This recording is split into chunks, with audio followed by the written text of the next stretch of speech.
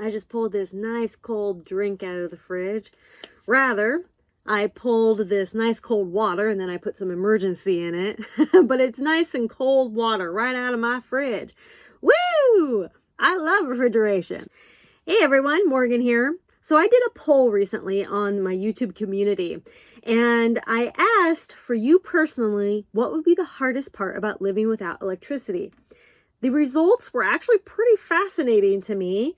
I didn't really expect these results. So let's take a look. All right, here's the results. Heating and cooling was only 24%. I thought that was going to be a lot higher. Entertainment was only 9%. I guess people don't really care. And hot water was only 7%. This shocks me. I feel like people weren't understanding this. Like for showers, a hot water shower, that straight from your hot water heater, that really surprised me. Medical, I guess, people living without electricity. And when I was talking about without electricity, like medical needs, like a CPAP or, other medical devices that run on electricity. And then refrigeration, a whopping 48% of the 241 votes said that they would miss refrigeration. These are fascinating results to me. I've always heard people say, well, I'm going to miss refrigeration. How do I, keep things cold? If my refrigerator goes out, like in a lights out situation or whatever. And I've always been like, I don't know. I feel like I could get by without refrigeration. But, if we really look hard at refrigeration, some people brought up some good points here.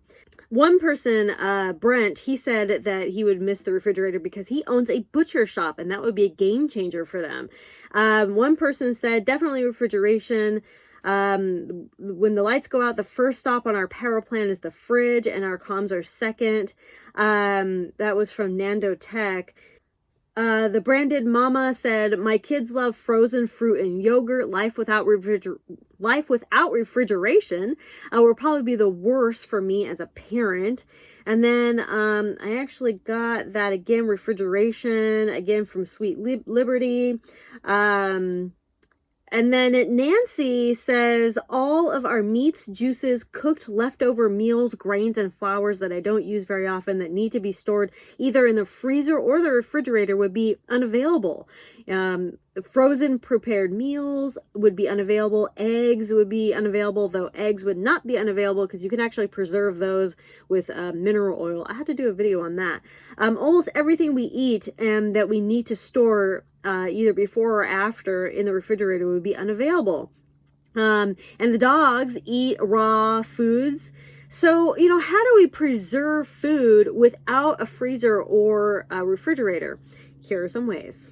So one of the best ways to preserve foods is going to be drying. So dehydrating, things like that. Now, you may be thinking, well, without electricity, I'm not going to have a dehydrator. That's right. Unless your dehydrator can somehow run on some sort of solar or generator or something like that. But dehydrators run a really long time, 12 to 24 hours, something like that. Okay.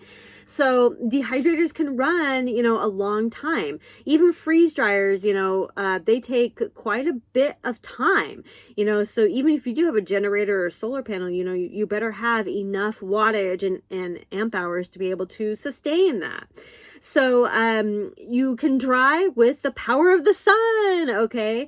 You can dry meats, vegetables, fruits. You can dry all those types of things with the power of the sun with a solar dehydrator. Another way for fruits and vegetables is canning. Now you can can off-grid, you can can using a barbecue.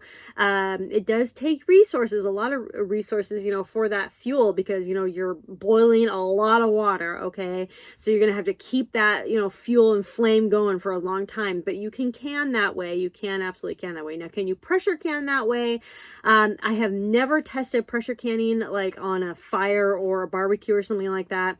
I suspect that maybe you could, but you have to have a very specific pressure canner that can actually, because usually with a pressure canner, you have it on your stove and then, you're using the heat from that stove to actually pressure can. So that is definitely something that would probably be out, but regular canning, whatever you can do in a regular bath canning, you can do off grid, on a barbecue. Now, Something else that you can do is you can smoke things. You can smoke meats, you can smoke cheeses, you can smoke these kinds of things.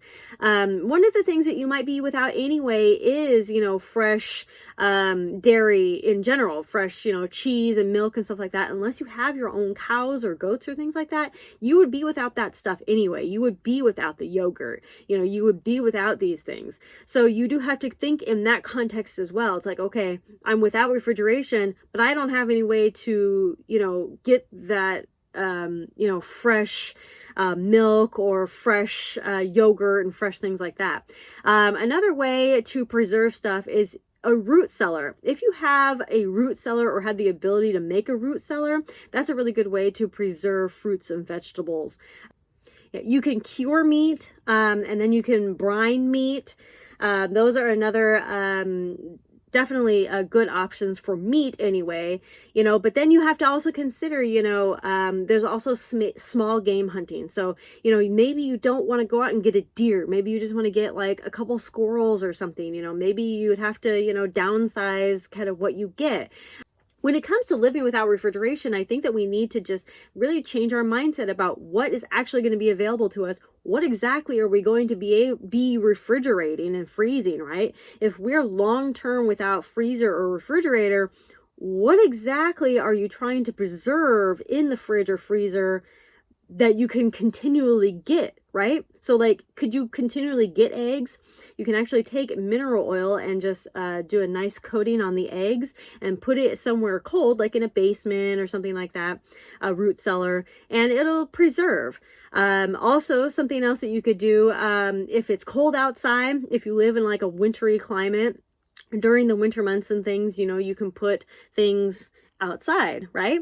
If you live near some sort of running stream, you can actually put things in some sort of bag or something and put it in the water for it to stay cool that way.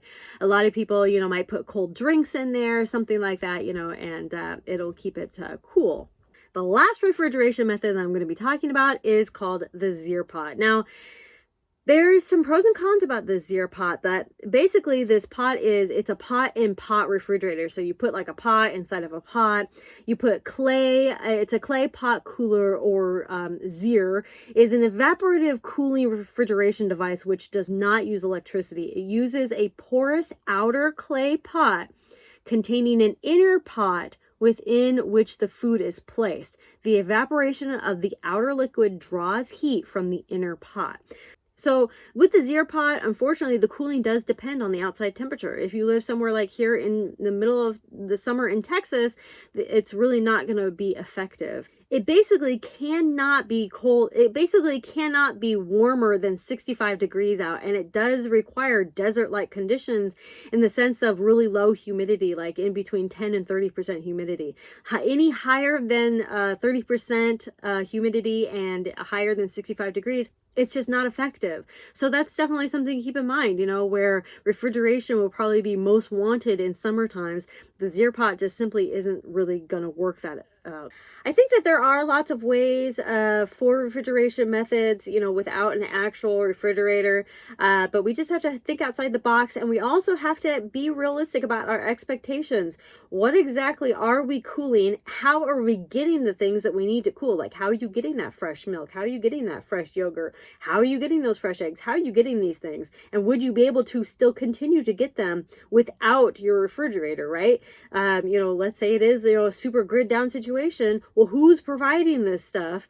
And, how are you going to keep it cool, if you need it? Maybe, you keep maybe you only get the milk and stuff, in colder temps, so you could keep that milk outside and it won't go bad, but then. And just one last caveat about keeping things outside is that you do have to keep in mind predators. You have to at least have some sort of container that's locked or something that can keep predators and other animals and critters out of it and that kind of thing. So even if you are, refrigerating stuff when in the cold winter or whatever, just make sure that you're keeping it safe. So thank you all so much for watching. I'd love to hear your thoughts about how to live without refrigeration down in the comments down below. Thank you all so much for watching. Conquer Tomorrow by Preparing Today. Talk to you all later. Bye.